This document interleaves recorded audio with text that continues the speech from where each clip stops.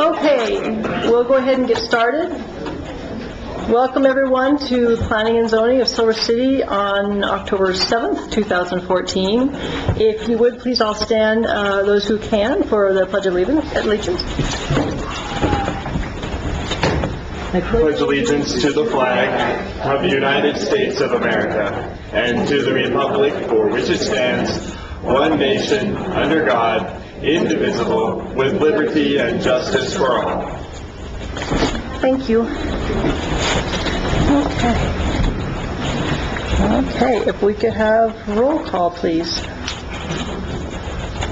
Commissioner Clement? Here. Commissioner Stevens?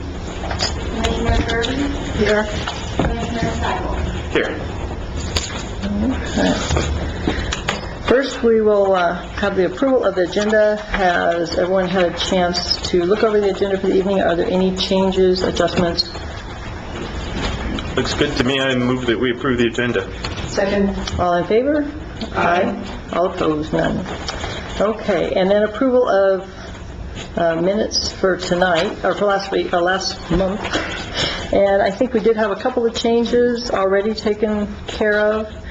Did anybody have anything else on top of those? I didn't have any changes, but I just wanted to make a couple of comments on what came out of what was related to those changes. First, I want to say that Jamie did a great job of representing in the notice of decision a lot of our discussion, especially around what was the hardship that was faced. So I think he did a great job on that. But one thing that I noticed in reviewing the minutes is that we as a commission don't really approve the notice of decision. It's just Sherry as chair, so which I wasn't aware of. And the other thing is that we can't change the wording of the motion afterwards. So I think we need to be really careful about how we word it, since I think last time it was a little bit confusingly worded. So we might both be careful how we word it and maybe have it read back to us before we vote on it. So I just wanted to mention those items, and I move that we approve the minutes. That's corrected, right? Yeah, I mean, we didn't correct it during the meeting, but we got a second draft. Right. Okay. I'll second the motion. Okay, all in favor? Aye. Okay, minutes from last meeting were approved. There is no old business, so we'll go right to the public hearing. First, let me thank everyone for coming. We didn't expect such a large turnout, and it's really nice to see that actually for us. I know that this church has been before us a couple of other times, but I know not all of you were here, so I am still going to go ahead and go over how the process works for everyone to understand. It starts with the city giving us an overview of the application and what they found, and then after that we have the applicant can come forward and speak, and they do need to, and I'm sure since you've gone through this process, whoever's going to be speaking will know, they have to meet findings specifically, which we will go over, and the city will go over in their introduction. And so they have to talk to those findings. And then anyone who wants to speak in support of that will be able to come forward and speak. And after that, anyone who has concerns, questions, or is opposed to it would be allowed to come forward and speak. If you want to speak, you have to swear in. But if you swear in, it doesn't mean you have to speak. So in a few minutes here, I'll have everyone who wants to speak come forward and take an oath. And be aware that coming forward doesn't mean you have to speak. You can change your mind. But if you don't come forward to take the oath, then you aren't able to speak later. So bear that in mind. Also, because we have so many people, and I guess I'll see how many of you want to speak, I would ask that you keep your comments concise, and if somebody has said something already before you, you can just say, I agree with so-and-so, but you don't need to repeat the same information, and that'll help keep us in a timely manner tonight. But maybe not that many of you want to speak, I don't know. And then quickly before we get started, I do need to ask if any of the commissioners have had any ex parte conversations. No. No. Okay, wonderful. All right. That being the case, would anyone who thinks they might want to speak this evening come forward to the podium and... Just so you know, I do own a piece of property that's adjacent to the property that the church currently owns. And I don't think that has any bearing on this one way or another. Not the subject property that we're talking about tonight, but it just happens to be next door to where the church is currently. So, Oh, okay. Thank you. yeah. Okay. Want to go up to the microphone? And there is a sign-up sheet circulating. If you'd like to testify, please make sure that before you leave, you do sign that sign-up sheet.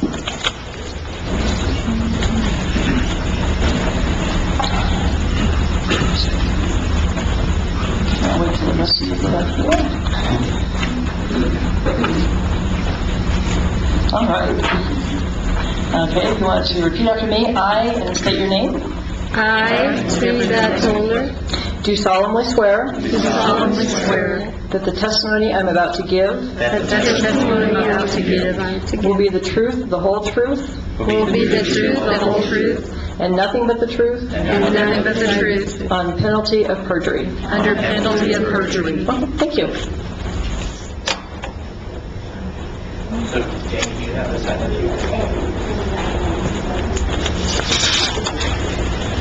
While the city's coming up, I'll just go ahead and read this for the record.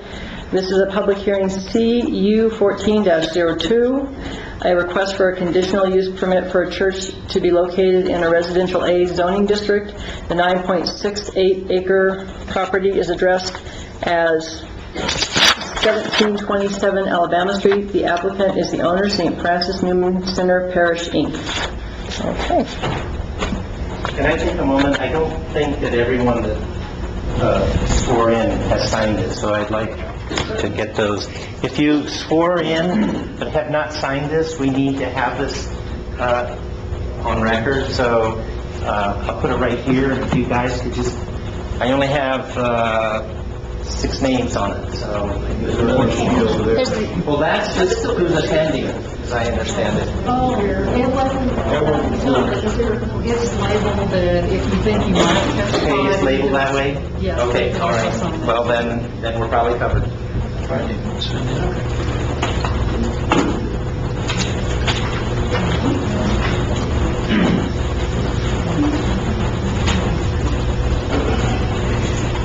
Okay. I have a... Yes.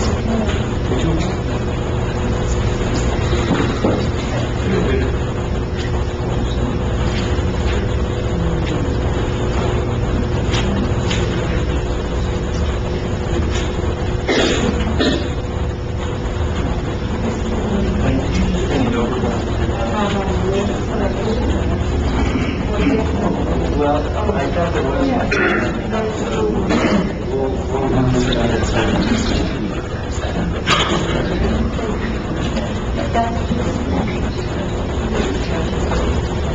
You have a sheet that people can sign up for attendance, and we just circulate a few pages on the pad.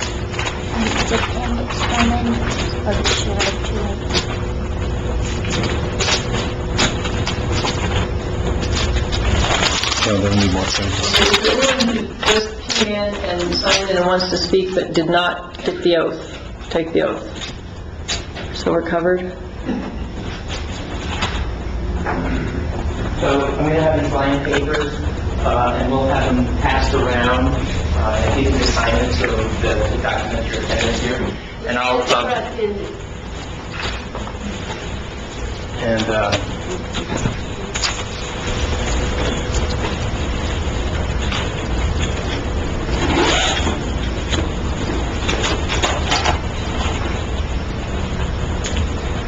and I'm going to use this, is that okay?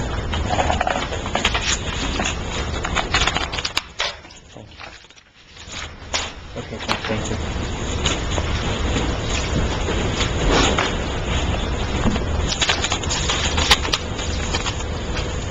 Sorry.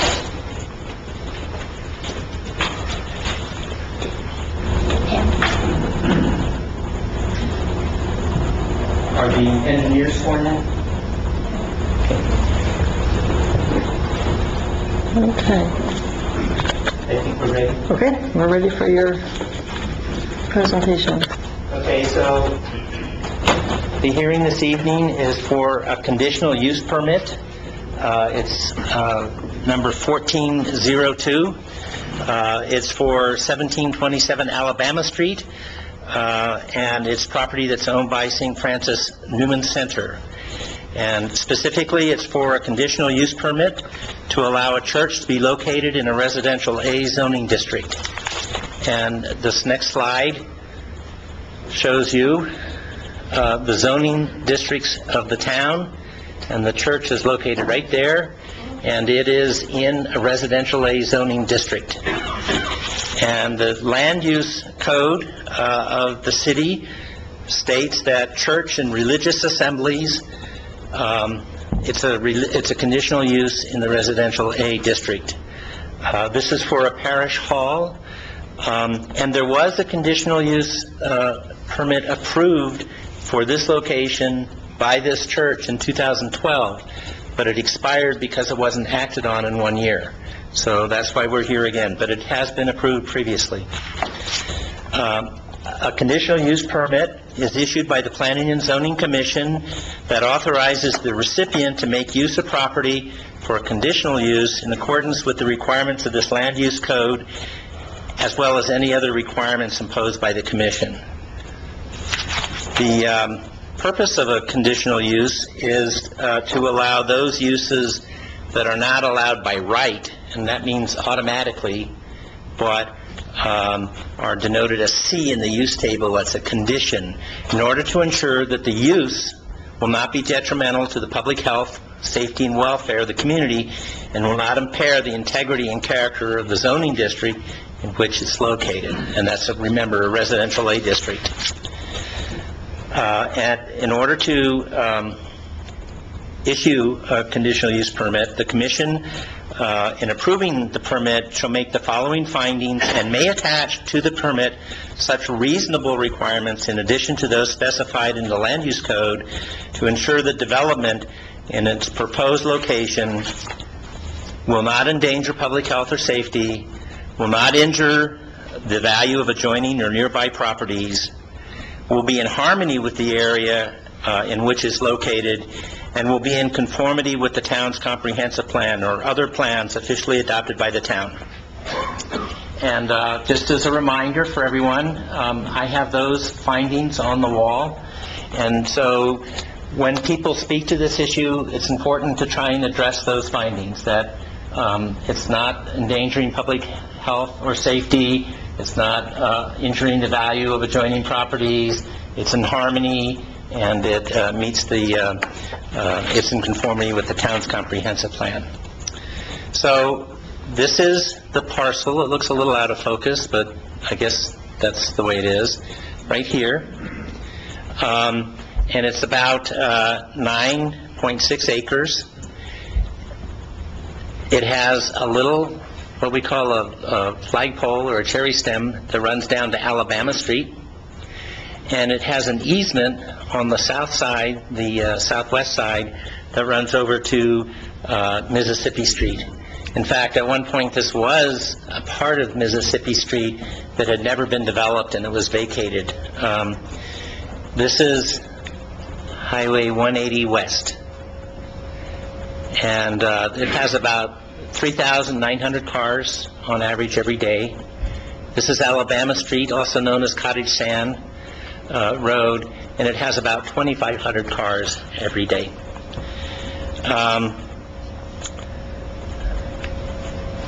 This whole parcel was originally known as St. Mary's, and it was a church parcel, and it was established in 1918, and it had a school as well as a church, and some residences for nuns. Nuns were actually the owners of the property, the Sisters of St. Joseph in the end. This was established in 1918. This area here is part of the Hardy subdivision, which was established in 1883. This over here is part of the Beals subdivision, which was established in 1928, and this over here is part of the Warren subdivision, which was established in 1954. So all of these areas are older part of town. The easement, this parcel right here, it's a series of parcels actually, is owned by the Habitat for Humanity. And in 2010, they did convey this easement to the church. And I believe you have a copy of that easement in your packet. As per a public hearing, we sent out notices to 86 property owners in this area. We use a radius of 300 feet typically as the notice area. And we got back ourselves 5 specific responses, 3 calls, a letter, and a visit. And the concerns were about traffic, especially the intersection of Highway 180 and Alabama Street. There were some concerns about drainage, lighting, and historic compatibility was a large issue as well. The applicant also sent out letters to the same group of people, and I believe they got back 7 responses, and the concerns that were they received addressed traffic speed, the Mississippi Street access, noise, and again, historic compatibility. They did also have some comments in which people said that they supported the application and had no concerns at all.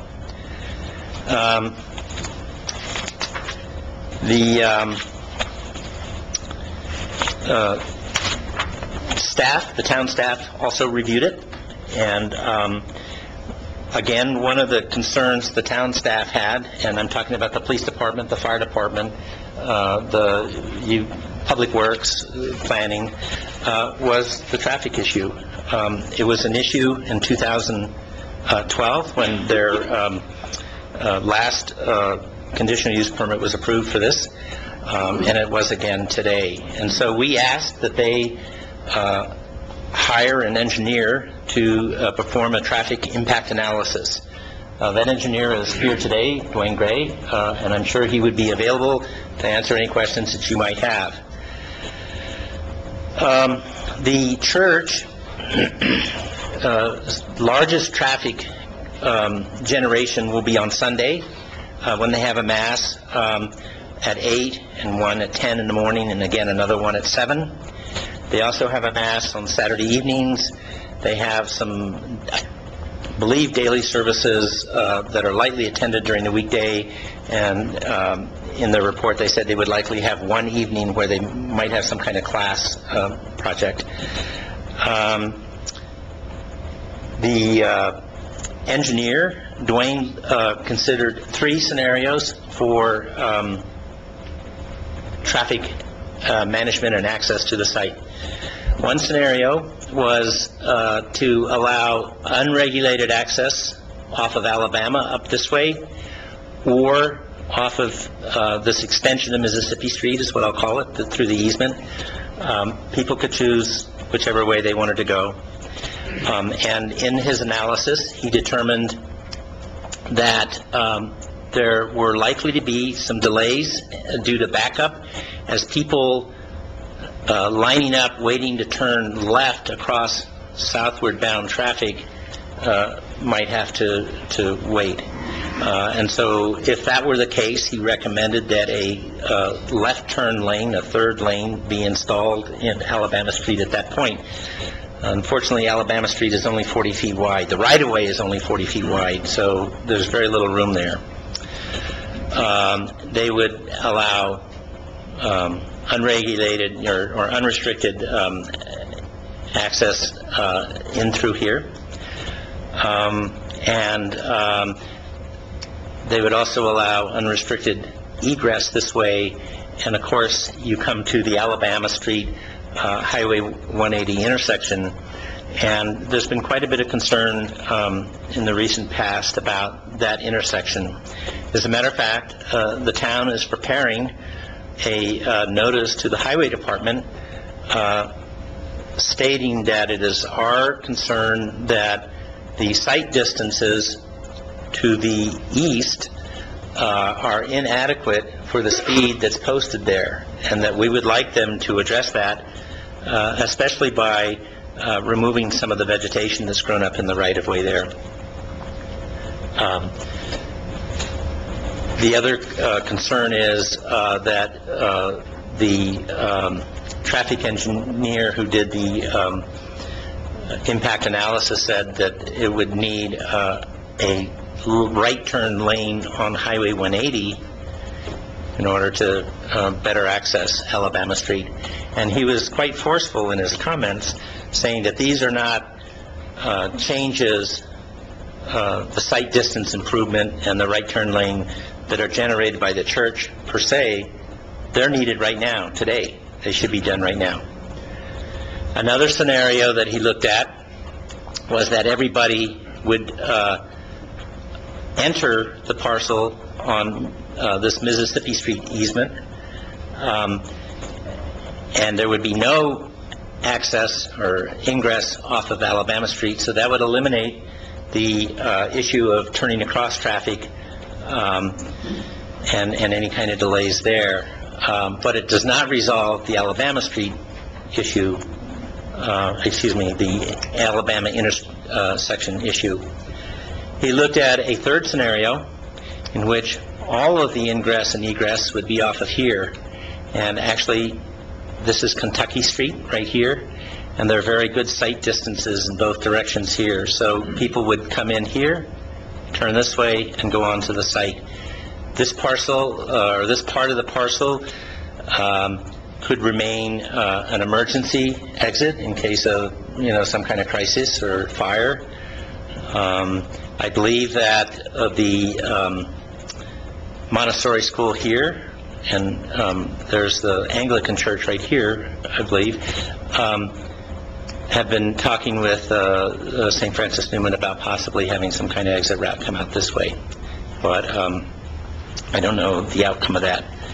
The engineer recommended, of the three scenarios, that this third one, where it's ingress and egress this way, be the scenario chosen by the city. There's some improvements recommended for this area: a stop sign here, making this a three-way stop, and clearing parking from 40 feet from the intersection so that there are good sight lines there.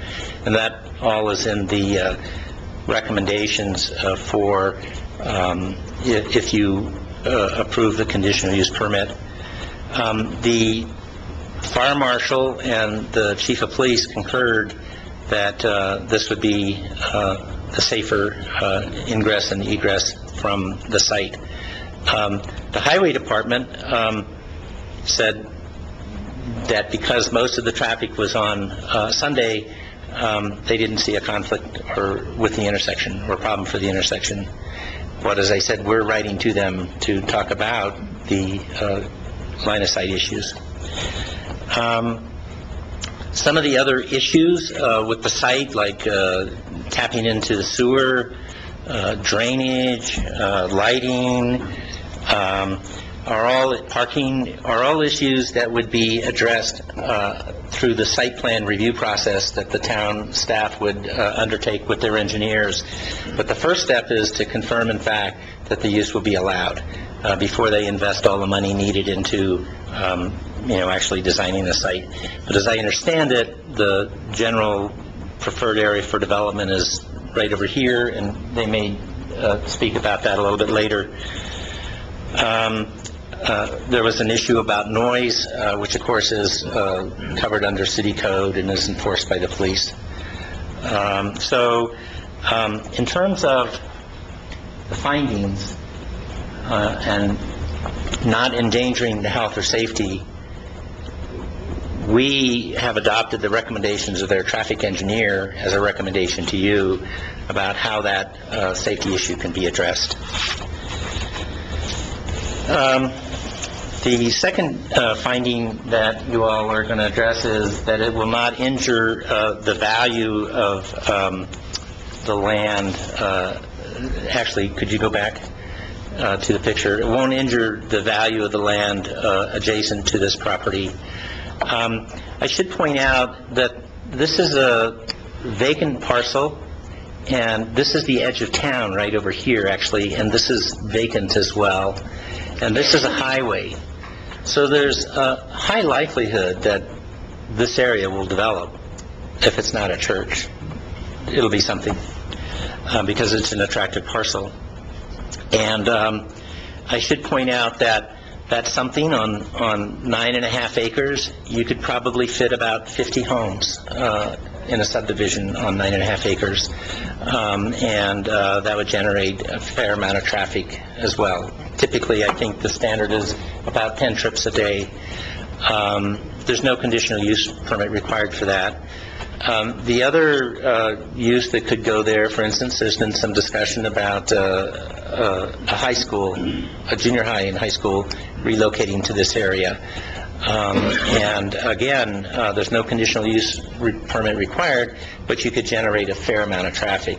So when you look and consider the issue of the value, effect on the value, recognize that you're not talking about that this will be changeless. There will be change of some type that comes here, and so the value question really goes to what is it that the church will do that might affect the property, not whether there'll be development there. And I would point out that there's a number of churches that are embedded in residential neighborhoods right now.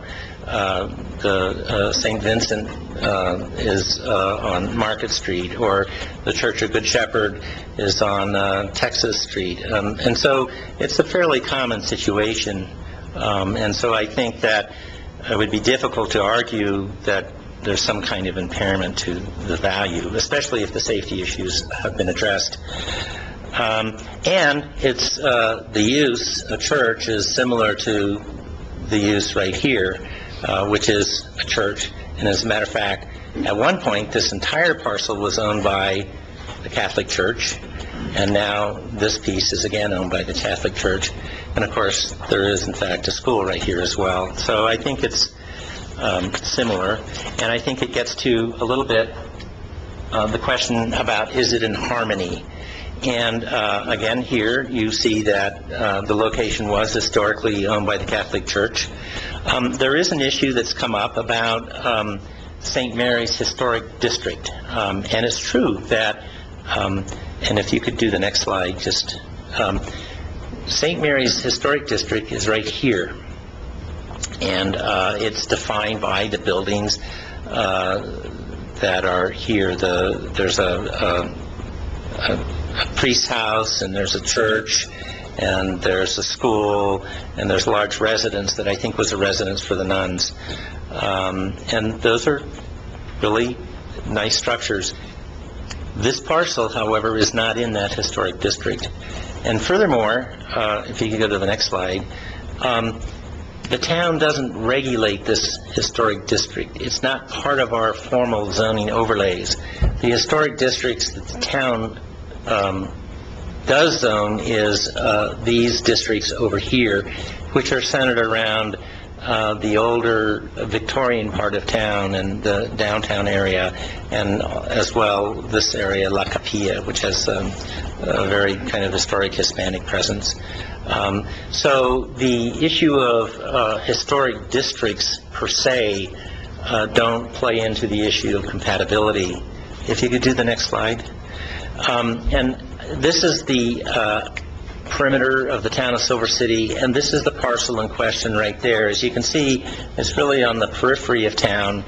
And this is basically the church that exists already, the school that's already there, the church that's proposed to be located there. Those are institutional uses, and they're embedded within a residential neighborhood. But that's also true up here around the high school and the junior high school.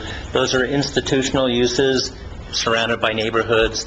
That's true for the university area here. It's a large institution. It occupies quite a bit of ground, but it's pretty much surrounded by residential neighborhoods.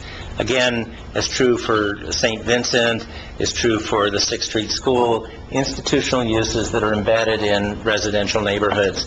So I think from the question of, harmony, it is harmonious with its immediate neighbors to the east. It's also, in general, harmonious with the nature of Silver City and the way institutional uses, whether they're churches or schools, are commonly embedded within residential neighborhoods.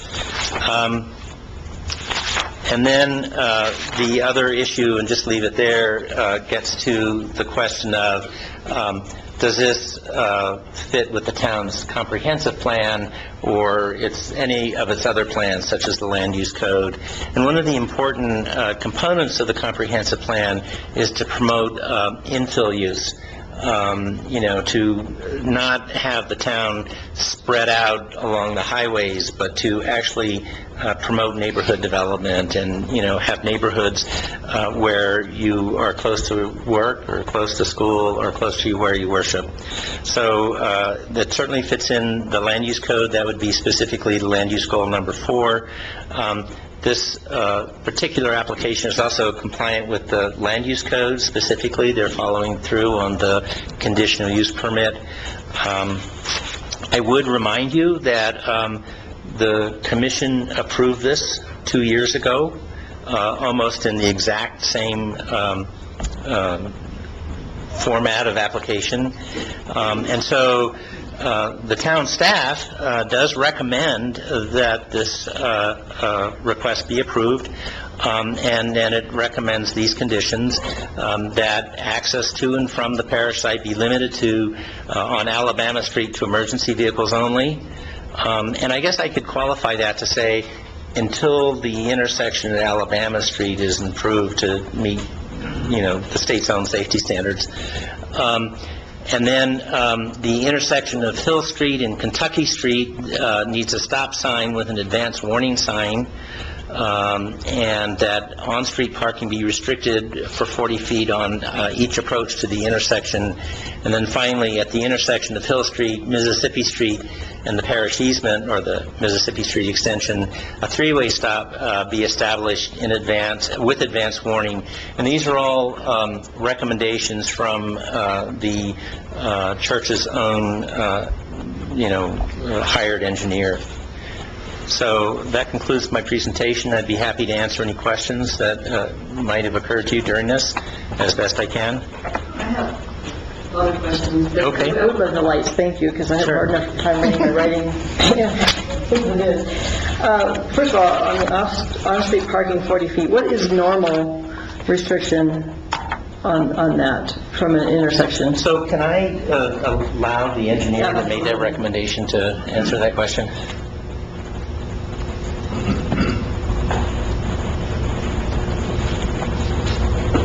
And this is Dwayne Gray from Engineers, Inc.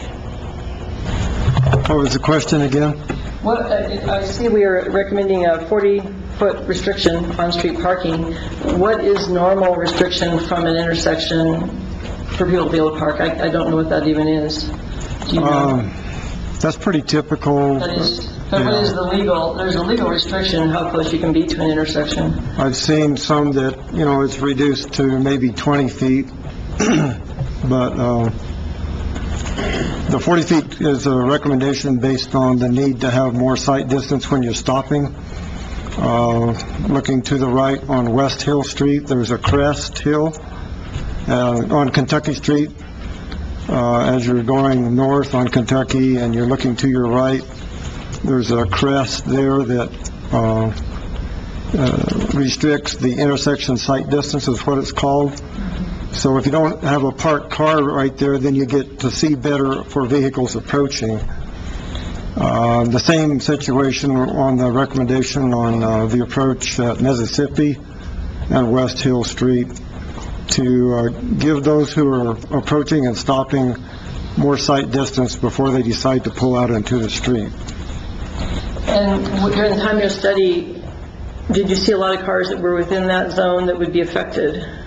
There's not much traffic on West Hill Street currently, and not much on Mississippi either, or Kentucky. We all have very low volume traffic at this time. Does anybody else have anything for Mr. Gray while he's up at the podium? Okay, thank you. I think you answered, Mr. Russell, I think you already answered the historic review. It's not subject to that. And I have a question on the fire marshal comment that I was here.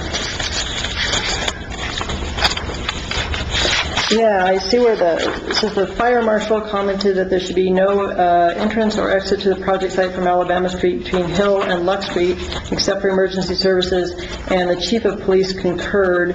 It just says that they made those statements, and I was just curious if they are here or somebody's here to give their reasoning. When we looked at the entrance off of Alabama, the congestion possibility by backing up traffic, especially in an emergency situation, proved unfeasible for emergency vehicles. Okay. The other issue there, Madam Mayor, is that the exit onto Alabama is very tight. There's an old wall there, an historic wall, but you have to get the front of your car quite far out into the street before you can see around the edge of that wall. But again, the primary reason for restricting the egress is we're quite concerned about that intersection of Alabama and Highway 180, and we really would like the Highway Department to change it. But just to clarify what you said, sir, about in the staff report, it says that the fire marshal and the chief of police thought there should be no entrance or exit from Alabama Street except for emergency services, and you just now said it would not work for emergency services. It will if there's not a backup congestion built from other occupants leaving the site. So if there's a traffic issue from people leaving the site on a regular basis, we won't be able to make access with emergency vehicles. If there's only emergency exit allowed, we'll still have the ability to get our vehicles in. Gotcha. Okay, thank you. And my next question, it says the assistant town engineer noted that a drainage report would be required if the project exceeded 6,000 square feet. And so how much is the project, and so that doesn't mean there'll be no drainage? No, the drainage report is a standard of reporting. There's a drainage plan, but there's a drainage report which is more extensive. The engineers for the project are here and might be able to address that drainage question. The town standard is that you cannot increase the amount of runoff off the parcel than what was there prior to the development. So if there's a natural flow, then that's allowed. But if you are increasing it because you're increasing impervious surfaces, whether it's roofs or paving or whatever, depending on the amount of surfacing you're going to put in, the threshold of analysis rises. We've seen very generic plans for the project, mostly because the applicant needs to know whether this site will be approved before they proceed. But again, the engineer is here and can address that question. I don't know if you want to do it now, or they'll probably be part of the applicant's presentation. Okay, before you see it. Okay. So the question, okay.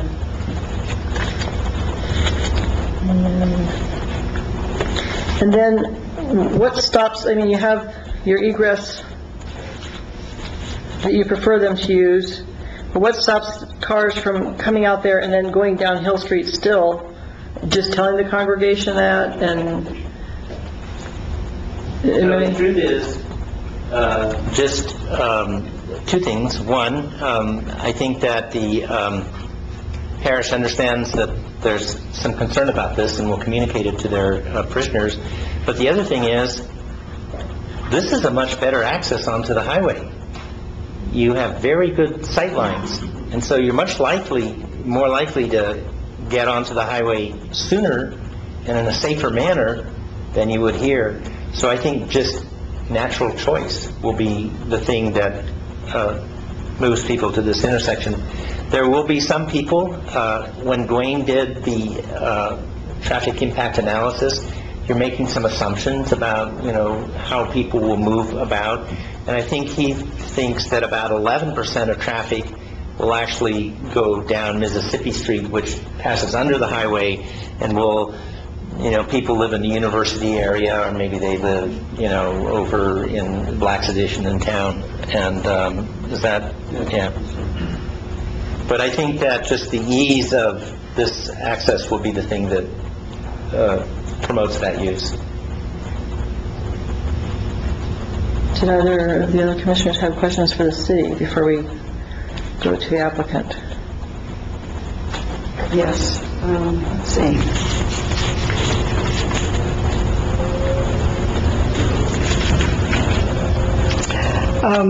Yeah, I don't know whether you can answer this or we need the traffic impact analysis folks to answer this, but I'm a little bit confused about the difference between number of vehicle trips and number of vehicles that are projected in both the staff report and the traffic impact analysis.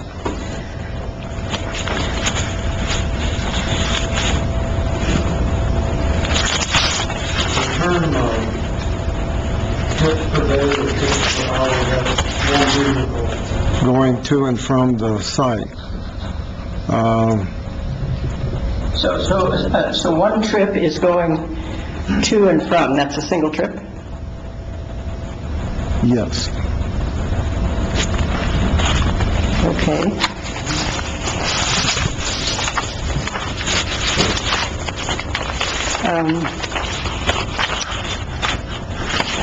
So to the staff, the figures that you gave us in your report, you, for example, say for an evening class after 5 p.m., the estimate would be 200 vehicles?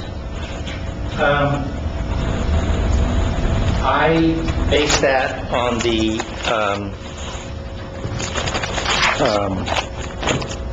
traffic impact analysis, and I would totally defer to Dwayne as to what's the correct number here. Because in their report on page 7, they say they are estimating 250 people. Right. And they say parentheses 100 vehicles.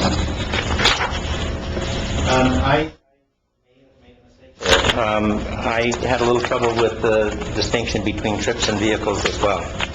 I would totally rely on, what Dwayne is saying. There's 100, let's see, he has 100 vehicles. I was thinking 100 in, 100 out, 200 vehicles passing in front of my house is what I was thinking. Because I was thinking about parking. Well, they will have parking on there. There'll be all on-site parking. Right, but they say 127 slots, and if you're saying 200 vehicles, that's why I was trying to figure this out. Well, what I was thinking of is that 100 cars will go past your house one time at, say, 6 o'clock, and then 100 cars will go past your house at 7 o'clock. So the effect, the noise effect, the congestion effect would be times 2. But it So it's seems not the number of vehicles on site, but it's the number of vehicles going in and out of the area. Okay, well, that's helpful, thank you. We typically analyze we try to target what's called the peak hour. And especially Sunday morning, you got 2 worship services. So I think what maybe Peter was getting at is you got people coming in And during that same hour, usually, you got the same people coming out. So during that hour, you have that amount of traffic, which equated to so much noise. Well, I think it's a mistake on my part. I was just trying to make sure that people understood that there was going to be traffic. I was not trying to minimize it. Yeah, I was worried about parking. Right.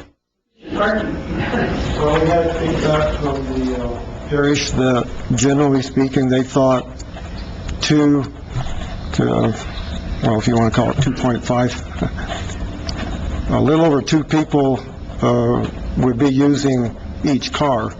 So you wouldn't, every person, there wouldn't be 250 cars because there'd be 250 people going. There's going to be some shared. So with that feedback, that's how it reduced from 250 people to about 100 vehicles. There'd be some people that would have their friend or their family in the car, so you wouldn't have 250 cars just because you have 250 people. Right. Okay, thank you.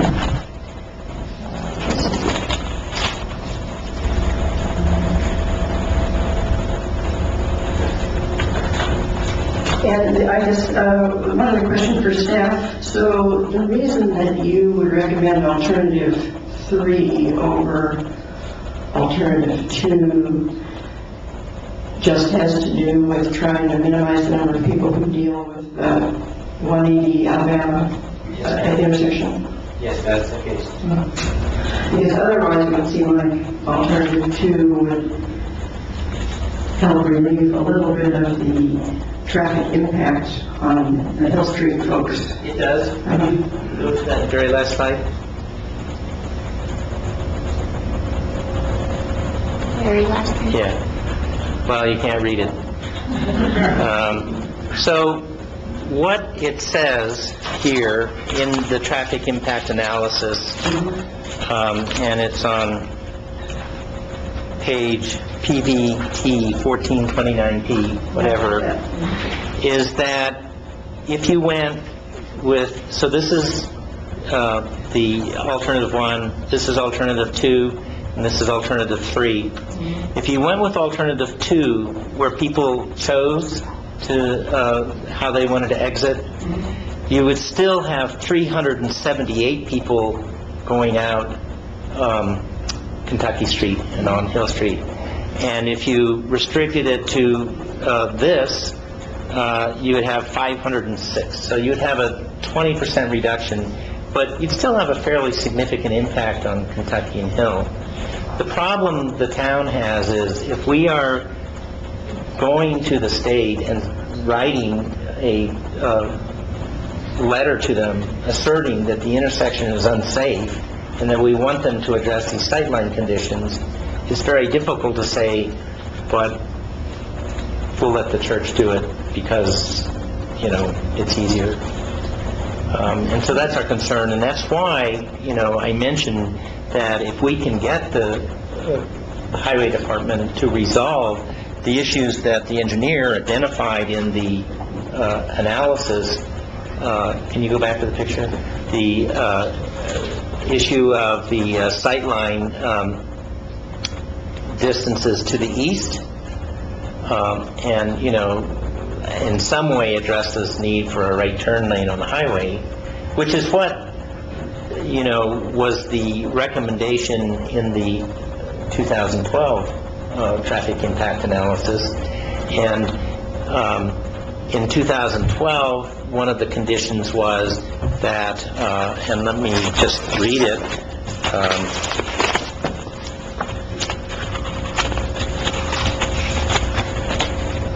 was that St. Francis Newman Parish will consistently encourage its membership through design, meaning how the roads are constructed, signage and communication to use the Mississippi Street extension as the primary ingress and egress to the church. So really the recommendation hasn't changed so much, as just formalized a little bit, so that we are absolutely clear that we think that there's a problem at this intersection and we think this is the safer way to go. And that addresses this issue of will not endanger the public health, just so there's no question about it.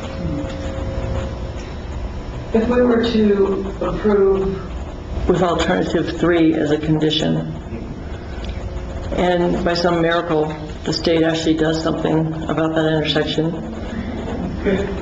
would the church have to come back before us to be able to switch that? So I think you could make it, qualify the condition until such time as the issues raised in the traffic impact analysis have been satisfied to the requirements of the chief of police and the highway department, something like that. You could qualify it. It doesn't address the issue of the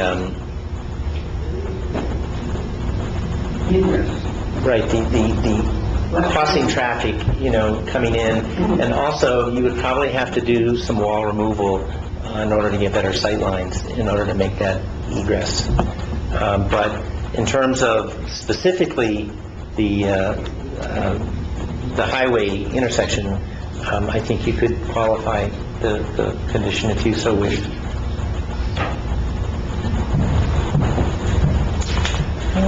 Okay. If there's no other questions, are we ready to hear the applicant, or do you have other questions for the city?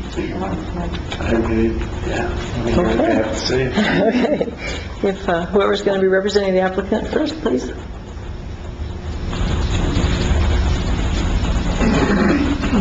And you would state your name. Okay, I'm going to get my board. I'll be right back.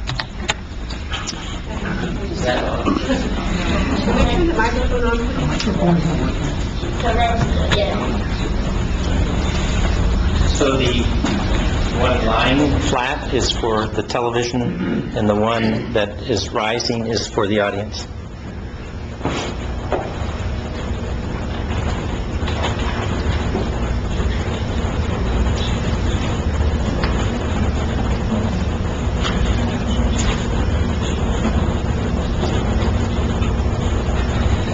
And can you aim it so the commission can see? Yeah.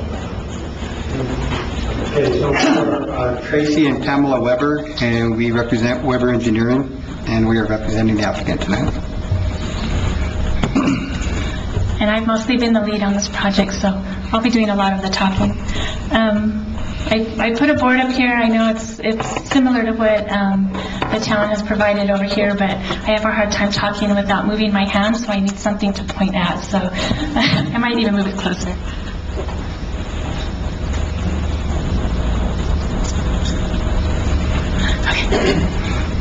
Okay. Our involvement to this point has been just to help the church get the documents submitted they needed to get through to this process, and we've preliminarily looked at what we'll be needing to do for grading and drainage and those kind of things, but nothing too in-depth until they get through this process, because we don't want to charge them for something they don't get to use. So the drainage impacts and those kind of things we have just minimally looked at. We have done a drainage report for the site before when they previously had moved more into some design after they got after they had gotten that first conditional use permit. So we are really familiar with the site, but we haven't done a lot of detail so far on the site.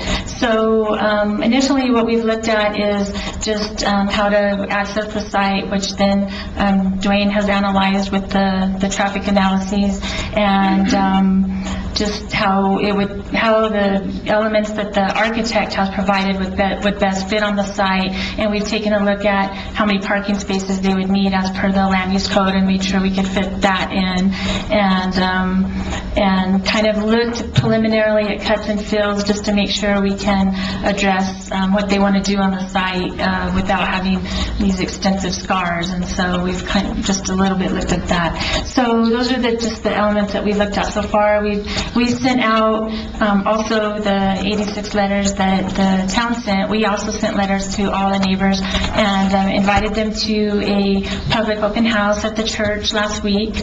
And we also received some responses in our office. So as Peter mentioned, we had 3, 4, and 3 that were just for the project with, no conditions. Some other input that major concerns were traffic and drainage, and so I explained to people how we had looked at the traffic, and that we had the traffic report, and just what it had found, and what the town would likely be recommending at this point. And then just how the process works once you get the conditional use permit, what steps come in next. So I would explain to people that once we got past this point, the process of the land development and the plans that we submit to the town include reviews by all the town department heads and staff, and they look at all of the site. We have to prepare the drainage report, and we do have the drainage report that we would be preparing, not just the plan, because it does exceed the 6,000 square feet. So it would be a full-blown report.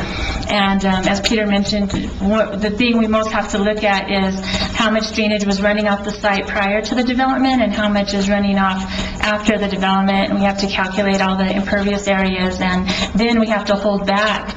And we also have to look at the 10-year storm and the 100-year storm. We have to hold back the greater amount. So once in a while, the 10-year storm runoff actually is a little higher, but you have to hold that back and let it out at its pre-development rate. So you are slowly letting it out, but only at as fast as it was running off before, so that you're not impacting anyone downstream. So all of that gets addressed in the report, and then the design picks up those elements, and we put it into the design, the ponding, or however we're going to be infiltrating it into the landscape, or just the different ways we'll be addressing it, all gets incorporated into the design.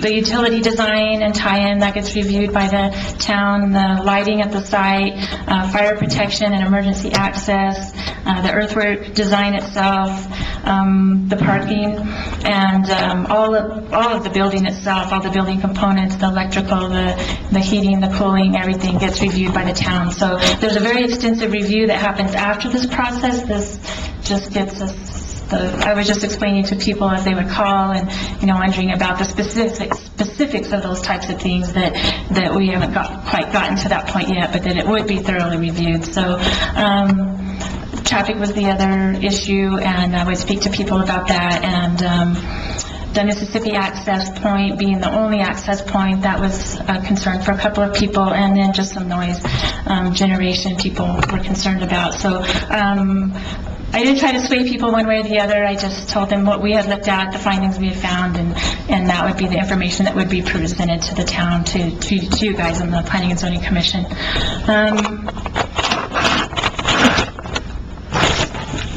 So at the open house, I didn't do a head count. I don't know if Jerry did, but I'm going to guess 50 people, 75. He did a head count. We didn't have people sign in because it was an open house, but a lot of the people were parishioners and had some questions. There were some people from the Alabama Street area and the Lux Street neighborhoods, and they had some questions. And again, a lot of that was traffic and drainage that people were mostly questioning. So we did try to address those questions, and we provided the boards that the architect has, which are kind of conceptual plans of how the building would look in the future, because there were some questions about that, whether it would fit into the character of the neighborhood. So those are the things that we've looked at so far. And do you have questions at this point? I do. I wrote up a couple of quick ones. On the lot, how close is the parish hall going to be to the center, to the edge, where is it going to be? So if you can see this pink blob, it would be in the north, just right of center. So let me check the scale of the drawing. 100 feet, so it's probably about 75 feet from that north property line, and maybe 120 or so from the Montessori property line. And are there plans for future buildings other than the parish hall? The architect put a future church outline on the plan that he sent. But at this time, I believe that the parish doesn't have anything planned or anything to move forward with, but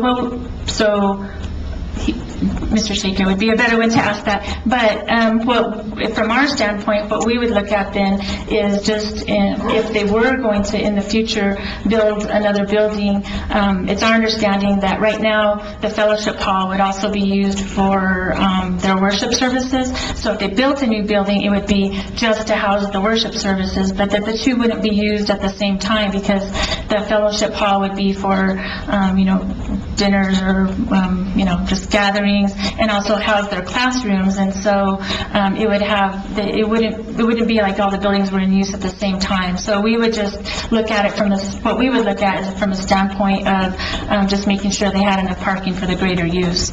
But it was our understanding that both buildings wouldn't be used at the same time. So whichever one had the most seats, I guess, would be what we would be looking at. And then from a drainage standpoint also, just making sure that if something was built in the future, that the drainage facilities would already be in place that would handle that. And you probably already have an idea where that would be, because you have to do parking, and you need to avoid that. Right, and the architects have placed it right about here.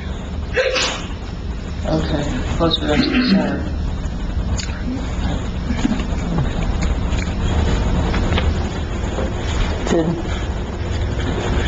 Commissioner Charlotte? I guess I'm kind of curious about the, both buildings not being used at the same time. And I don't have the land use code in front of me, so I don't remember. Is there provision for that kind of thing? I thought it was just, square footage and/or number of seats in a building, period. So what we do is we have the primary use, which would be religious assembly, which would have the greatest amount of seating, and then there's an accessory use.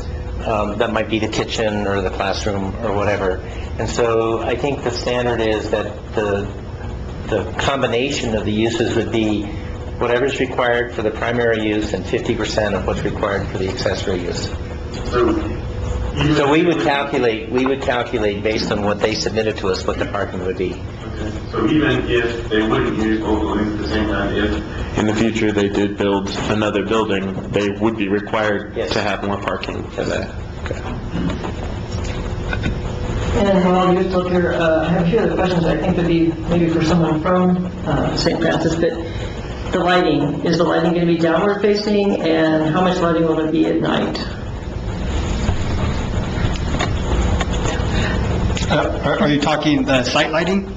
Just lighting, like, if they leave lights on outside the church, Right. how much lighting will it be? And it will be, in the parking area, will it be downward facing, and how much will there be? And at night, how much would be left on? It's our understanding it would have to meet the night sky requirements, so it would be downward facing and be the more subtle light, so it would have to meet those requirements that are in the land use code. Okay, and that's not a The town ordinance is more stringent than the night sky ordinance. So in addition, we would be regulating the color temperature of the light, which is, the very white blue lights are very bright. We don't allow that. We require the Kelvin to be a much lower, more towards the yellow spectrum. And we have some other requirements for motion sensors and other such lighting issues. So we review those, and I can assure you that we have citizens that come and look at our reviews of those to ensure that the areas remain safe and well lighted, but still aren't allowing glare and light trespass to go on the neighbors. It's a little bit trickier where you're on a hill, and so, there will be some, but we do have our own standards, and a lot of it has to do with the intensity of the light and the color temperature of the light. Well, I know there's been a big problem with the new dorms and lights hitting neighbors because they're on the hill, so... The university and all governments higher than the town are exempt from the town's zoning ordinances, but not the church. Although perhaps they should be. Okay, and then I have two questions I think would be probably better answered by someone from St. Francis, maybe. I would like to know why you didn't get started a couple years ago, and why the church did not appoint someone to the corridor study team, which was part of the requirement. Let me answer the second part. There was no corridor study team established. That never happened. Okay. And is there someone from, maybe the first person who wants to speak from from St. Francis who would not know the answer to why you didn't get started a couple years ago? I'm just curious since we...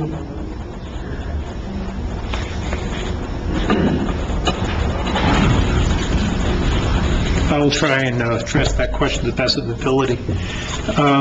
could you give your name, please? Reverend Anthony Basso. Tony.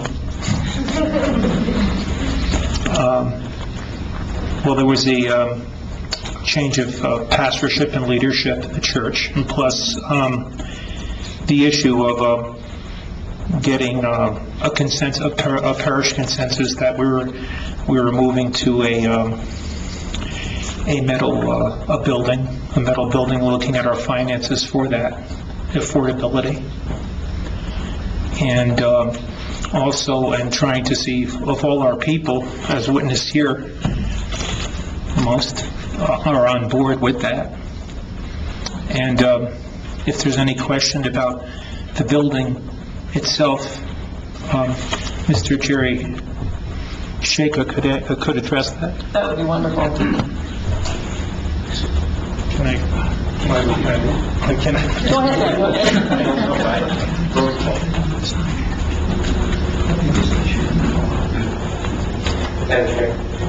Can I just say that there have been other organizations that got a conditional use permit, but because their projects were complicated, did not initiate the project in a timely way, and so the permit timed out.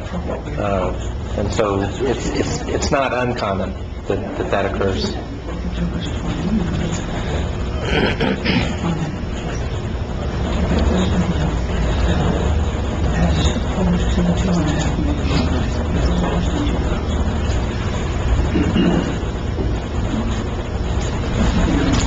Accordingly, after consulting with Mr. Jerry Shaka, it took us 20 years to get the funding to afford this building, and we had to change course from a $2.15 million building facility. And so we had to, Mr. Shaka, as the head of our building committee, did a wonderful job in resolving that issue.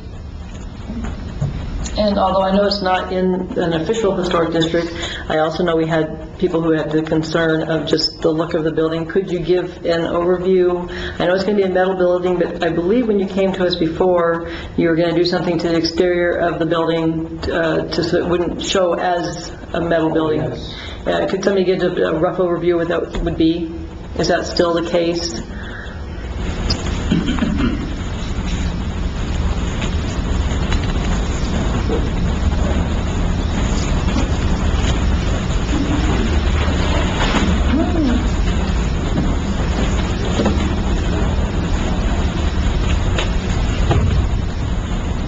As you could see, we'll be stuccoed on the outside, we hopefully. Thank you. That's wonderful. You're impressed? For a metal building, that's going to look nice. Thank you.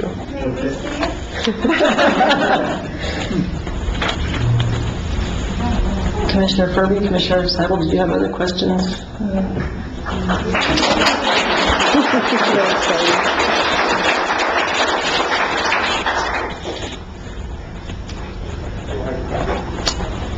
I guess I have one question. Those are some really pretty renderings. You actually have the funds to build that pretty building? Yes, we do. Where we will, we will have the funds as we're progressing, and hopefully the sale with the current facility. Do you have a timeline in mind, just going to the whole scheduling thing for when this all might take place? Well, Can I,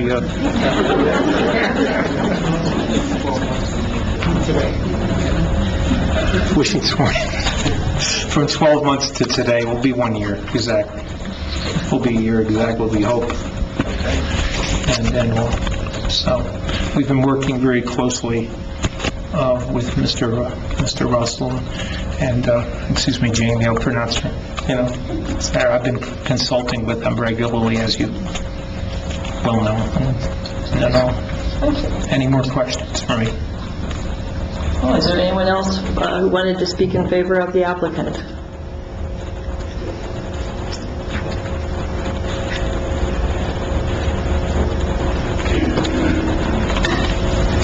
If you start with your name, please. Yes, my name is Deborah Nenick. I'm owner of W&N Enterprises here in Silver City.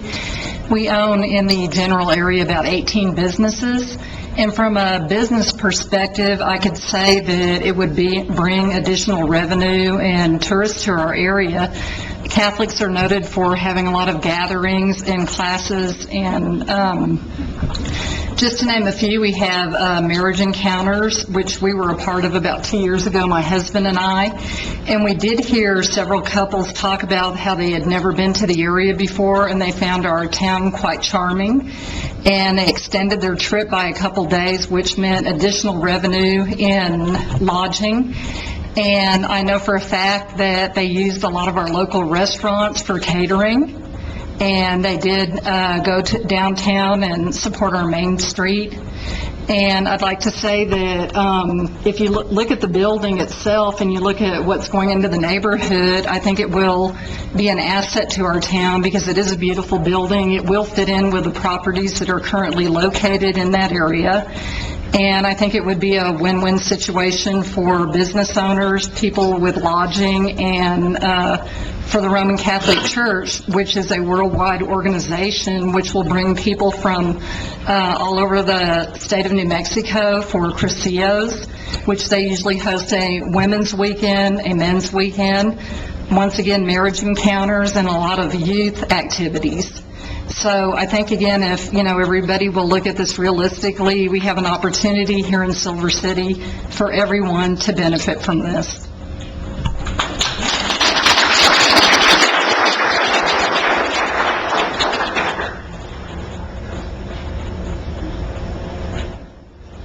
My name is Luis Terrazas, and I'm a parishioner there at Newman Center. And so I'm just going to bring up a few logistic things that I saw or I heard, I was listening to. I used to live on Alabama, and so I grew up there. I don't think the traffic has changed tremendously. I don't think there's a lot of new homes there that have been added. There have been some up Hester Drive, but not extensively up in that area. There's sparsely been put up in Bear Mountain. A lot of that traffic is pretty well the same as it was when I grew up, and they've added a lot of stop signs, and I'm just bringing this up because of traffic, the traffic there. There's a stop sign there now, I think right on Hill Street, I believe, and then they have a big speed bump, like huge speed bump, that I know you can't speed. And I'm assuming that in growing up, I'm going to further add, in growing up, I never remember there being an accident there in that particular area, ever in that area. I will also say that area was also used already as a gathering for the refugio. They used to have catechism there, so these are things that have already happened there in the past. I can tell you that they used to have mass there, and it was a school at once. Yeah, I went to school there at St. Mary's. And in all that time, there was still a lot of traffic. I don't see, especially that they put that stop sign and the speed bump there, they're going to be slowing down. There's no way they're going to be speeding through there. So the possibility of a huge crash happening as a result of them pulling out is I don't see that happening. I'm not an engineer, and I just practically see that because I live there. Also, as far as I just had some questions as far as the land use code. Isn't it a special use code being that it's used as a church facility.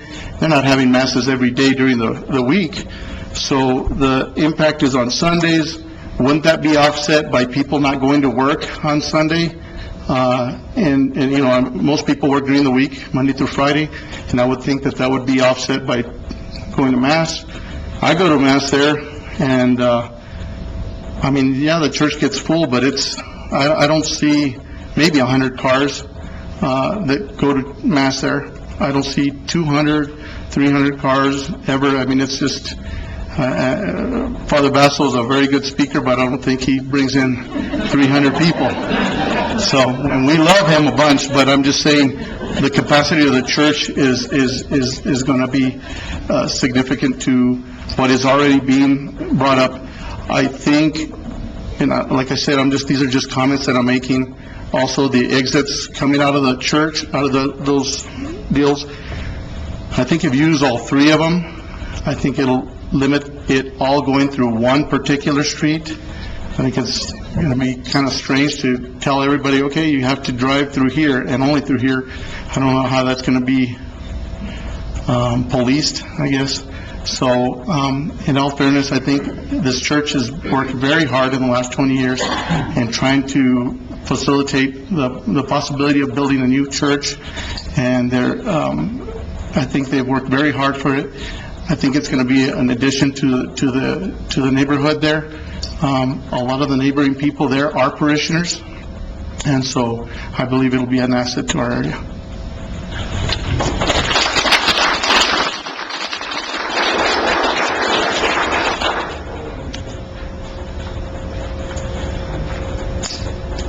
Yeah, my name is John Vento. I'm a parishioner of St. Francis and retired civil engineer.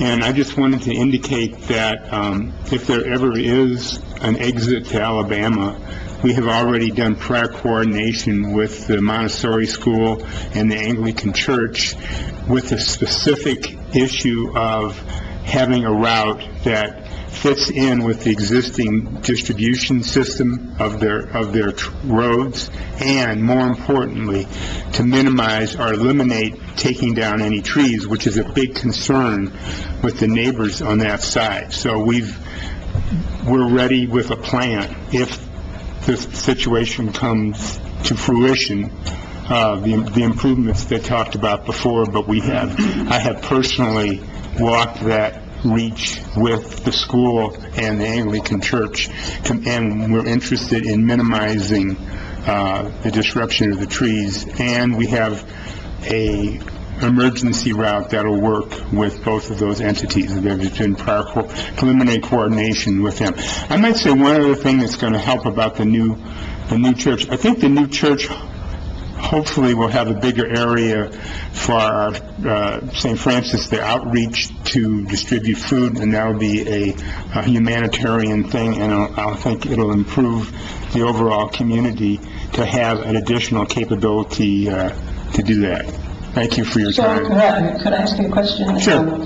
So to clarify, are you saying that possibly your emergency egress toward Alabama Street might utilize the current driveway? Yeah, partially the current driveways. There's a concept that hasn't been completely coordinated about using an existing road that goes between the school and the church and winds around. So we would avoid other connections, and that issue hasn't been completely coordinated yet. I just noticed that some of the input from people at Montessori suggested that they want to coordinate with you on that. And there's been preliminary coordination. We walked it with them there's a route that would go between, the emergency route potentially could go between the church and the Montessori School and the Anglican Church and around that way. That way it would move any emergency vehicles away from any other traffic. I think that's desirable. So, Commissioner Kirby, I believe right here is the existing sort of cherry stem that reaches down to Alabama Street. You can see there's quite a bit of trees in the area. It's also kind of a drainage area. And I believe that there's been some discussions about, since the facility is right here, possibly coming down this way and between the buildings. I know there's a representative or a parishioner of the Anglican Church here. And then there, you can kind of see it, this is an entry road, and this is the primary exit road. And so we certainly encourage the church to work with their neighbors to find, a way out that is has the least impact on the drainage and on the trees that people like, and works with the existing circulation pattern. I think Pam may have something to say about that as well. I'm just moving it closer.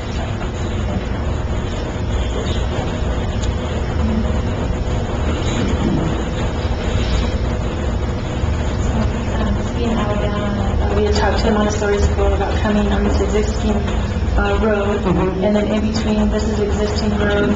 So the only part that isn't existing is from, the road goes all the way back to the shed, and then there's an old foundation there, or retaining wall of some kind.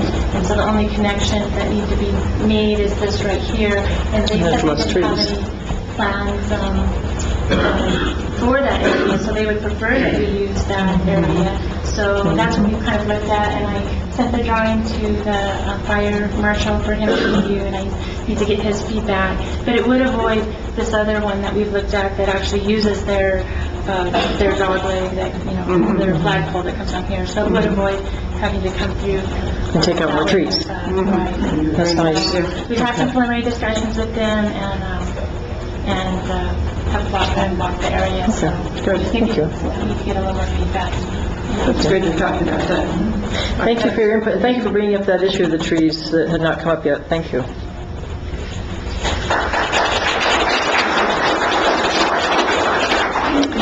Anyone else in favor of the applicant? Anyone else want to speak in favor of the applicant?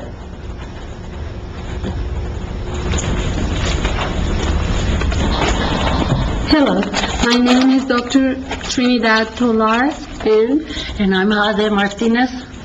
We represent the new form Kneeling Club at that was formed with students from Western New Mexico University, faculty and staff, and we're in support of this church and center being built so we can have a place for meetings with our students. And anything you wanted to say? I disagree with her. We need a facility that can provide room for the way the owners of the WG said to expand and emphasize community. And the way he brought up humanitarian, it helps a lot of the students to know that that facility's there for them. Thank you.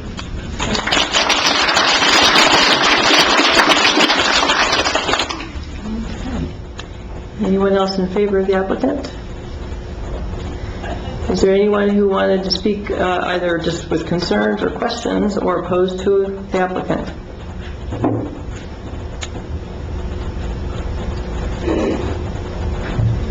My name is Eva Fisher, and I'm a co-owner of a home on Hill Street. And we can all agree that a church is a good thing. And it sounds like, there'll be a lot of activity of students and parishioners, and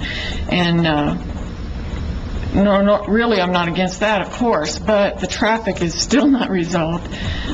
Coming out of that little Mississippi bottleneck is kind of, if you have 100 cars leaving from the service and others coming in for the next one, they're not all going to turn on Kentucky, for one thing. But there was mentioned that there is a crest on Hill Street. It's right below Kentucky.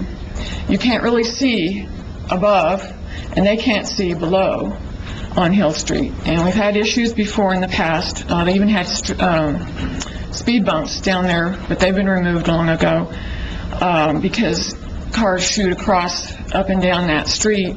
And we have children, we have elderly, a lot of older folks, and bikers. People bike up and down that a lot, walk their dogs.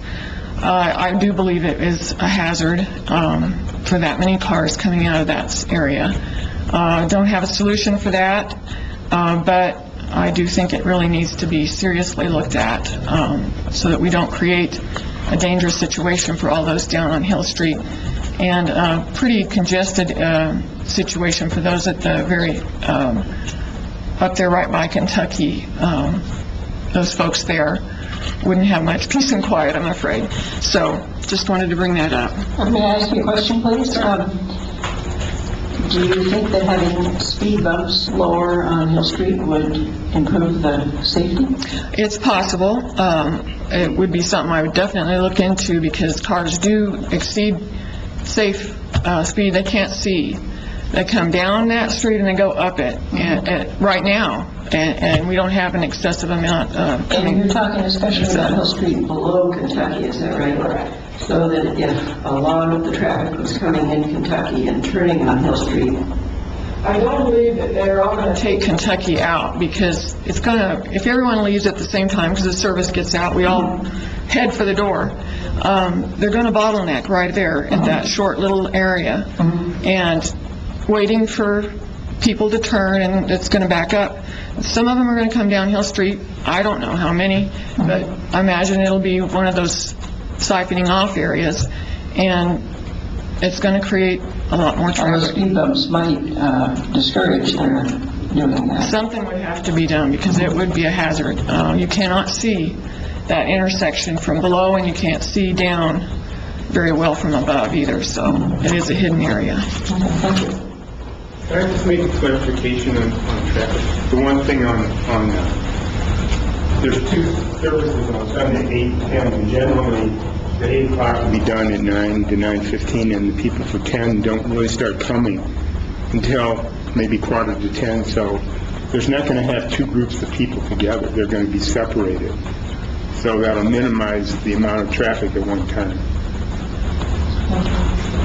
Mr. Russell, what is the procedure when a neighborhood wants a speed bump put in? To petition, Madam Chair, the Public Works Director. I think one of the reasons that Dwayne recommended a stop sign on Hill Street at that intersection is for that very reason of, the not being able to see very far over the crest, and that it will slow people down because they will have to come to a stop at that intersection. But I think that the speed bump is a reasonable request, and we can certainly, ourselves approach the Public Works Director to ask about that. There's some issues sometimes about ensuring that it doesn't impede the drainage, or that it doesn't create a safety hazard. And I don't know when those bumps were put in, were they just the little rounded ones, or were they what we call now speed tables that are 10 feet across? Right. So I think that the speed tables are more effective in terms of actually getting people to slow down. They're more visible, and we can certainly talk to the Public Works Director about that.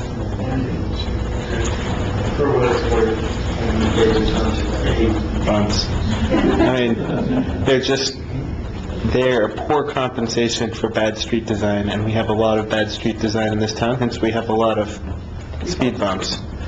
It's a cheap solution to a bigger problem, and I don't know. I think this conversation 2 years ago is what kind of got us into the larger, we need to have a corridor study and we need to figure out what we're going to do there, which obviously we didn't have the resources to actually accomplish.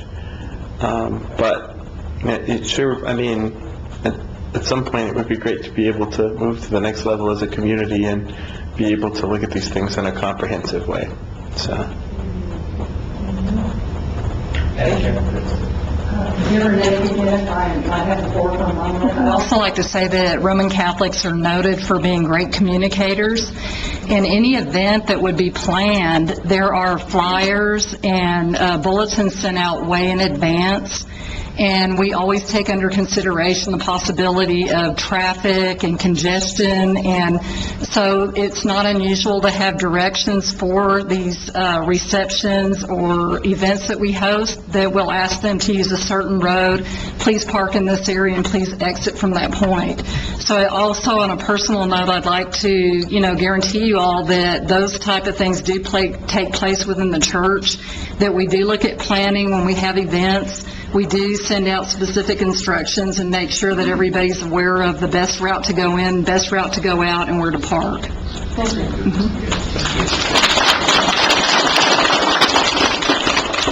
Is there anyone else who had questions or concerns? Hi, my name is Margaret Bender. I live on Hill Street, and I guess it's number 2, where it says you will not decrease the value of the property. How long does that last? I mean, I know once you get your agreement on the rezoning, how long does that last? Because if you do, after a while, decide to widen Alabama, they're not going to take out the historic wall. They're going to take the people's front yards, and that will change the value of their property.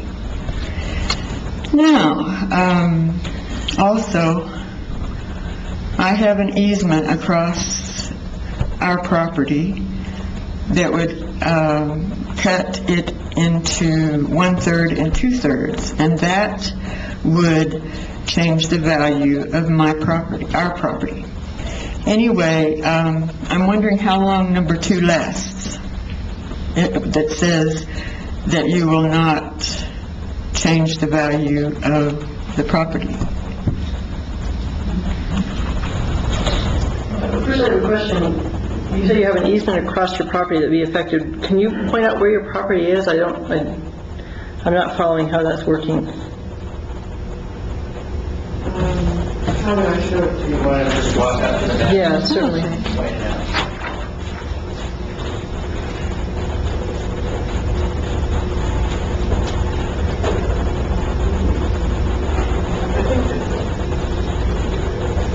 So that's actually not an easement, if I'm correct? That is a right-of-way. It's a street. It's what we call a paper street. It's owned by the town, but it has never been developed.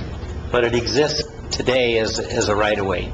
Because I heard some of the people who were from the Catholic Church, when they paid off whatever they paid off, and they came and they were finding their corner markers, they were saying that they were going to put a road through there. Manager,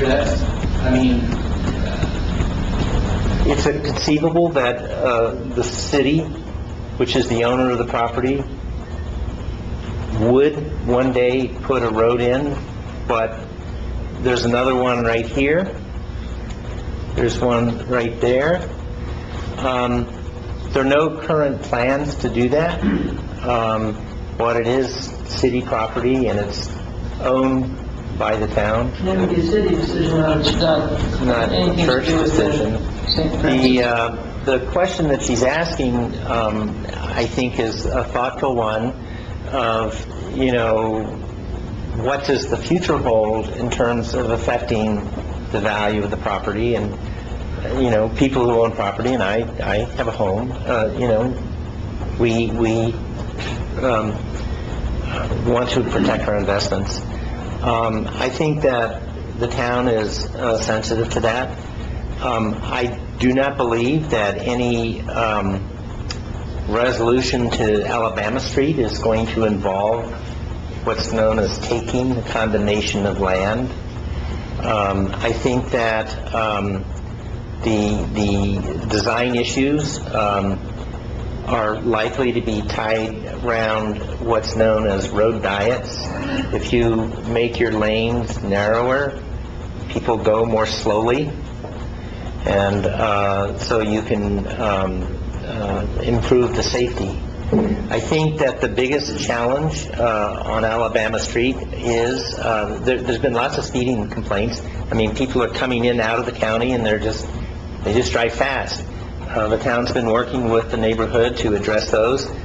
There's a set of stop signs up here as well as here. There's this weird jog that the street takes right there because it's two old subdivisions coming together and they just weren't platted with the same surveyor. I think that the town's greatest concern is right here, the intersection of 180 and Alabama or Cottage Sand. They're interchangeable names almost. In the last 10 years, there have been 18 accidents there, 5 with injuries. There have been lots of near misses. The problem is that the sight line is very poor, and so you pretty much have to drive into the intersection in order to see if there's a car coming at you from the east. And the problem is that if you move into the intersection and someone behind you follows up, there's no place for you to go in the face of the oncoming car. As you all know, well, you may not know, but within the last 10 years, there was a fatality there. It wasn't specifically tied to, it was actually coming from the other direction. But it's an intersection that is very busy, and we're quite concerned about its safety factor, and we are trying to heighten the state's awareness of it because the solution lies with the state. It's the highway that they control. I think we can get there, but it's going to take time. I do think if that issue is resolved, then the restriction on egress can be relaxed. But I do think we need to find a solution to that Alabama Street. The town will be pursuing, there's a funding source called safety funding, and we'll be pursuing that as well to see if we can get some funding to do some more analysis. This intersection has come up quite often as an issue. It came up in the 2012 conditional use. It came up when the Branding Iron subdivision went in 2005. People were concerned about this intersection in particular, and to a certain extent, it constrained the potential capacity of Branding Iron. There were some other issues as well, but this is an area that, if it's not a church, will be attractive for some other type of development that will generate a different pattern of traffic. Maybe it won't be on Sunday, but it'll be more constant. The school, for instance, would have more traffic every day during the weekday and maybe much less or none on Sundays. But I think that when you think about the effect of the church proposal, you have to separate it from the idea of there will be change coming from development, because this is an undeveloped parcel adjacent to a highway with easy access. And so I think that the key is, how do we accommodate the change in a way that is safe? And how do we protect the rights of other people's property? And I am unaware of any property that the city has ever condemned for any kind of street right-of-way or improvement. And The seniors center, I don't think that was condemnation. Well, I heard that they built the roads and the people couldn't afford to pay for them, so then they had to sell their houses. So she's alluding to an issue from the 60s and 70s called assessments. And so it used to be common for the city to pass an assessment district. And in the assessment district, there would be a proposal, an engineered plan to, say, pave a street, and then people's taxes who fronted that street would be raised to pay off the bond that the city floated in order to do the project. I don't believe there have been any assessment districts in town, certainly since I've been here. I think they were mostly from the 60s and 70s, and yes, there was some unfortunate situations in which people gave up their property because they couldn't pay their property taxes, and for that reason, I think it's highly unlikely to ever see the city do that again.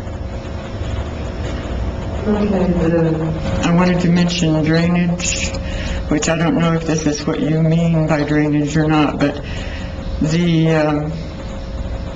I don't know what you're calling it. Oh, it is an easement. It's not quite an arroyo, but when there's really, really, really a big rain, there is a lot of water coming down that. And I don't know why I was out there one time, but I was, and it looked like a small river. So you're going to need a lot of things to carry the water off. And the last thing I would like to say is Sunday is the only quiet day there because the school is busy every other day. So the noise is not just going to be traffic. I mean, it's going to be mostly traffic, but the noise will be different. I guess that's all I have to say. Thank you. I hope that Ms. Russell was able to answer your question a little bit. Did you feel like your question was answered? No. I think these changes will be made eventually. So I feel like it is because of the church that they'll be made. But he's saying it won't be because of the church, it'll be the responsibility of the city. I guess it means that the people on Alabama will lose their front yards and other things will happen. That's all. I think that actually Ms. Russell was saying otherwise, that's highly, highly unlikely to happen. And actually, what I was thinking is if the church ends up moving where they do have the exit, like they had talked about potentially, it would even have more alleviation from those concerns. But you'd be, as Ms. Russell said, the zoning cannot prevent certain things from coming in there. Somebody can go in there and make that into a new suburb. Somebody can go in there and put a school in, and they don't have to come in front of us and get approved. Church happens to be an exception on the list, which I want to talk about in a few minutes. And to me, that's your best case scenario if something's going to go in there. I happen personally to live across from a church, and I wouldn't trade it for 3 houses for anything in the world, because I don't have barking dogs at night. I don't have all the things that come with houses, barbecues, noise, radios, etc. I have a couple services a week. And I can honestly say I don't even notice. I just don't even notice. I don't hear anything. I don't even notice. I know there's a little bit of traffic right after the service, but I've lived across from 16, 17 years, and I think that is by far your best case scenario and your best bet for not having ever have any of is your concern with the easement.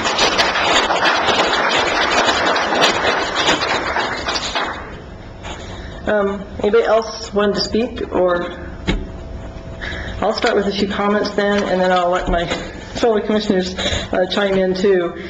I think that, I just want to address a few of the issues that people have raised through letters and calls. Drainage, I think, will be accounted for. In this day and age, like I said, you have to do a drainage report. It just has to be accounted for, and they really do get thorough. So I just don't see where that will be an issue. Noise, yes, there will be noise due to some traffic, and that is a fact. I don't think it'll be pretty limited, and it'll only be at very specific times. It won't be all the time, and it's not all day long in those times. It's just at very, within 10, 15-minute increments. Living across from a church, I'm really aware of that. So I'm not real concerned about that. The lighting, I'm not real concerned about, in the sense that the city has done a terrific job of making sure that the lighting has to be, we can't have bright lights going up in the sky anymore. Well, most cities have that now and are doing a very good job of that.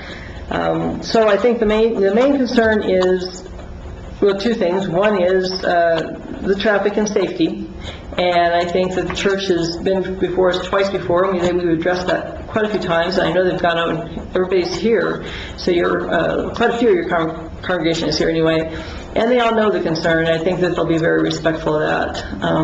And from past times that you've been before us, we got the same sense that you would be very respectful on that front. Where you're at right now probably has much greater safety danger. There is just not a good situation for parking in that spot than this would be, actually.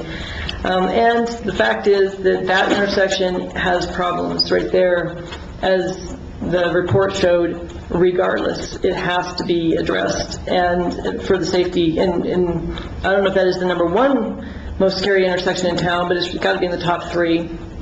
And so this won't be a factor one way or the other for that. That has to be addressed at some point. And then the final thing I want to go over, because this had come to us a couple of years ago, I noticed after the fact I came across an article, and I was not aware of this, and this is something that I wanted to just address with the city. The federal government in early 2000s, I think in 2000, put forward the Religious Land Use and Institutionalized Persons Act. And the reason they put that forward was because they were trying to correct where they felt there was discrimination against churches with land use and zoning. And they looked at situations like this, and I'm looking down the list of the things that are allowed to be here. Aside from homes, assisted living facilities, home businesses, family child care homes, parks, police and fire substations, elementary and secondary schools. And what's happening across the country is that planning and zoning boards are not approving for a church to go in a place. They're being sued successfully, the cities are, because of that act stating that would be discrimination. And that is a concern I have, and I wanted to address that with the city. And I don't know if that needs to be something that we can address with the town attorney and have them look into, but I would be very concerned that that could be a factor here, and that maybe our zoning with regard to what isn't allowed in residential A might need to be adjusted or at least looked at. Madam Chair, we're happy to do that. This issue came up when the church was looking at the Pinos Altos Road location. The church is not treated any differently than a library or a museum would be. Those are both conditional uses within the residential A. And so I think that the Religious Freedom Act is tied specifically to discriminating against churches only. But if similar intensity uses have the same kind of regulation, then I don't think you're actively discriminating. If you're looking at the impact specifically of traffic or parking availability. Having said that, I think it's really worthwhile taking a second look at the ordinance to see if, in fact, we might consider changing it from a conditional use to an allowed use. The specific concern has to do with the situation that the Newman Center is in right now, where there really isn't enough parking and there really isn't, enough room for them to expand their facilities. So that was the purpose of, addressing and requiring the conditional use to ensure that those impacts or those needs were addressed. But as I said, I think it's worthwhile taking a second look at that. In this case, this is the rule before them at this time. Yeah, and just as a follow-up, to me, if for traffic and parking and all those things, schools are allowed on the list. So it just seems like, I don't know, if they're successfully suing all over the country, I wouldn't want to see Silver City in the same boat. Anyway, those are my comments. Do either of the other commissioners have questions or comments at this time? I have a question for Mr. Russell. If we were to put some sort of condition on using the Alabama Street at least for an egress from the property, if the Highway 180 Alabama Street intersection issues were eventually solved, what would be the appropriate body to make the judgment that the issues have been solved? What I recommended, Yeah. Commissioner, Madam Chair, is that it be the chief of police and whoever the highway department chose to, represent them, that there would be some consensus there. Because it's a state Because it's a road state and a city road. Right. So you get into some funding difficulties. The state isn't going to fund work on a city street. The city's not likely to fund projects on a state highway. Yeah, I'm not worried about the funding. I'm Right. worried about who would say, okay, So I it's think done. that the challenge here is to get the two bodies to work together, and by having the chief of police, or you could say the public works director, but the chief of police usually handles the traffic safety issues, and any representative that the Department of Transportation of New Mexico wants to appoint, that review be satisfactory. And I think the way it would happen is there would be a project plan, whether it was just restriping. There's a very wide bike lane that could potentially be striped as a right turn lane and be shared with bicycles. That's fairly common. The largest issue is the sightline issue, and it's tricky because there's a curve to the road as well as a grade. But if you designated the chief of police and the Department of Transportation as the parties that had to be satisfied to meet that condition, I think that would be reasonable. And I don't want to contradict you, Peter, that's not my intention, but my experience with the highway department is if we can get them to do something, it's a miracle. Then on top of that, making them certified. I think the chief of police will know when the work has been done. I think we could just say, the chief of police says it's okay, then we can do it. That would be my inclination. I think that would be it is hard to get a bureaucracy to say something that they don't feel they need to say. So, and I don't mean that in any kind of derogatory way about the Department of Transportation. You're not part of any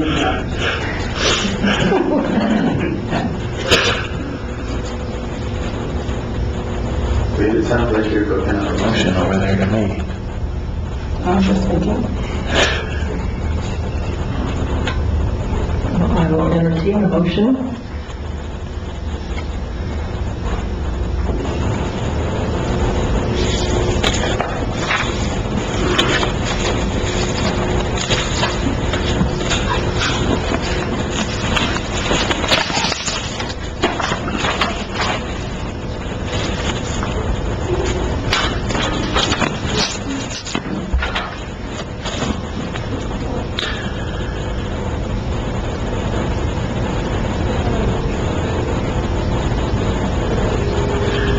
Peter, I'm a little curious, the conditions that you recommend in your report mostly are things, other than the actual access, are things that the town would just be required to do, so...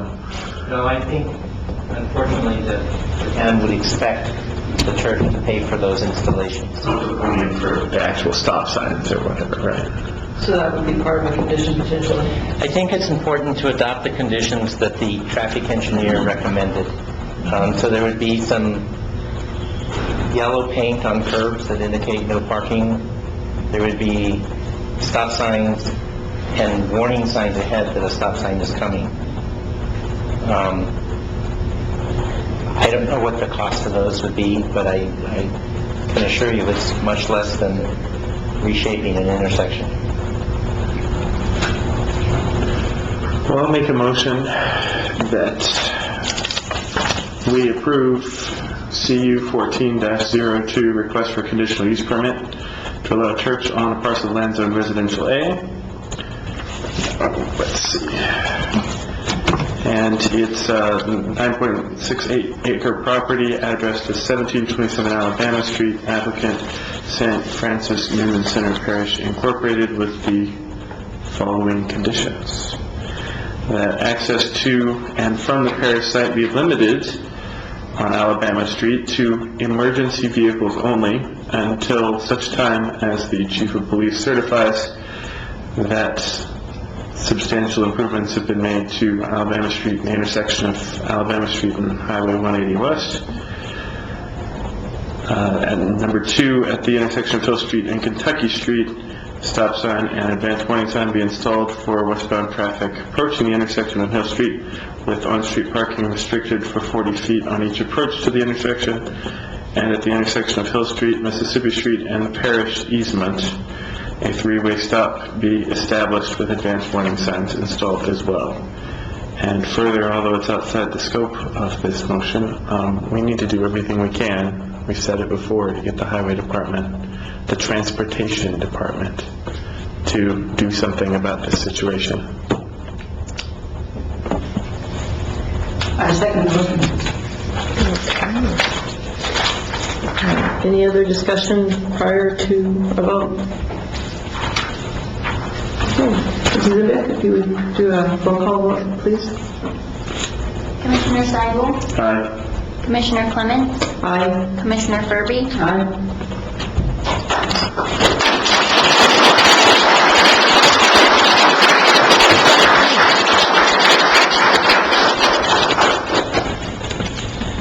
Madam Chair, I just want to remind you that staff will write a notice of decision and send it to the applicant within 15 days.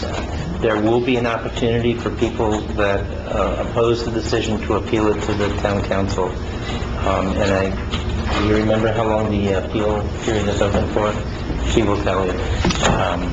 But at this point, the decision of the Planning Commission is approval. Okay, thank you very, very much, everyone, for all of your input.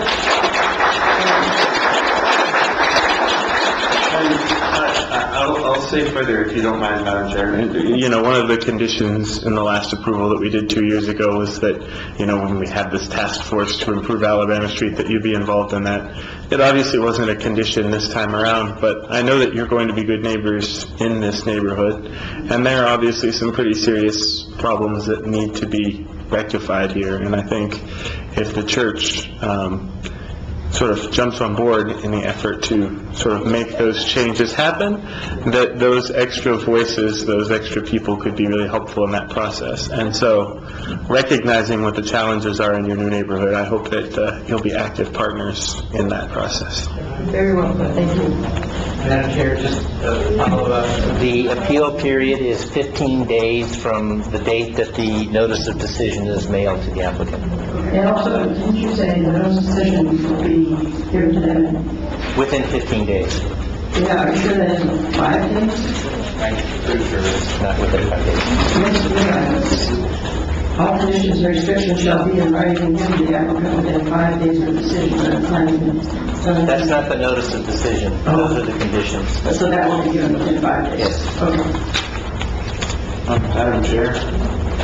So, do we have... Father wanted to say something. I just want to thank everybody for your time this evening, and your support of yourselves for the future of our our endeavors, and also, if anything is put in writing to us, I will present it to the bishop. And if it's given through you, we will of course try to be good neighbors and try and also work with the city with your needs. And all I can do is be an envoy as the vicar of Grant County to His Excellency Bishop Cantu. Thank you. I'll just stay with church and state.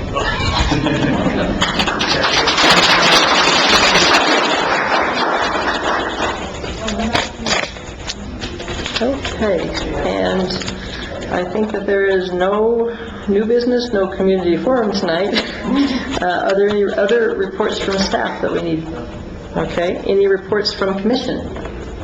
Not that you need a reminder, but it's election season. Early voting started today. Make sure that you either vote early at the county clerk's office or you vote on the first Tuesday in November. In addition to the governor, lots of local elected officials and our U.S. representative and our U.S. senator are all on the ballot.